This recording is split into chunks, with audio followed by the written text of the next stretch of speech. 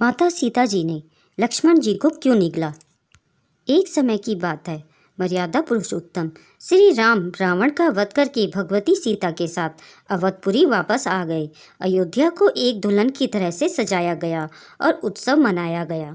जब उत्सव मनाया जा रहा था, तभी सीता जी को यह ख्याल आया कि वनवास जाने से पूर्व माँ सरयू से वादा किया था कि अगर पुनः अपने पति और देवर के साथ अवधपुरी वापस जाऊंगी तो आपकी विधिवत रूप से पूजन अर्चना करूंगी।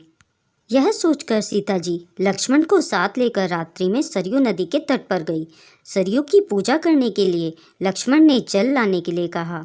लक्ष्मण जी जल लाने के लिए घड़ा लेकर सरयू नदी में उतर गए। जल भर ही रहे थे कि तभी सरयू के जल से एक अघासुर नाम का राक्षस निकला जो लक्ष्मण जी को निगलना चाहता था।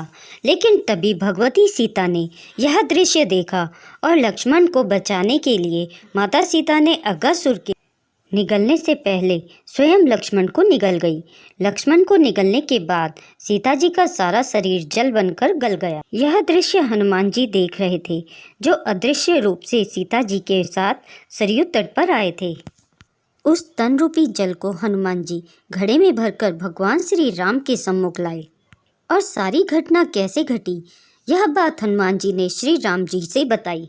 मर्यादा पुरुषोत्तम श्री राम जी हंसकर बोले, हे मारुति सुत, सारे राक्षसों का वध तो मैंने कर दिया, लेकिन ये राक्षस मेरे हाथों से मरने वाला नहीं है।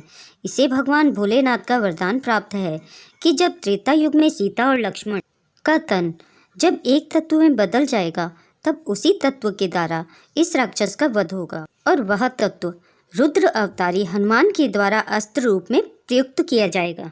सो हनुमान, इस जल को तत्काल सरयू जल में अपने हाथों से प्रवाहित कर दो।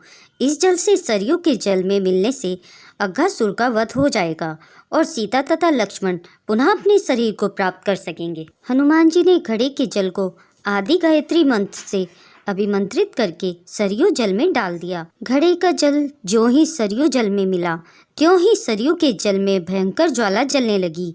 उसी ज्वाला से अघासुर जलकर भस्म हो गया और सरयू माता ने पुनः सीता तथा लक्ष्मण को नवजीवन प्रदान किया।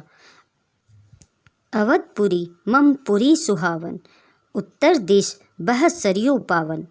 कहानी अगर अच्छी लगी हो तो वीडियो को लाइक करें और चैनल को सब्सक्राइब करें और अपने प्रियजनों को भी शेयर करें। धन्यवाद।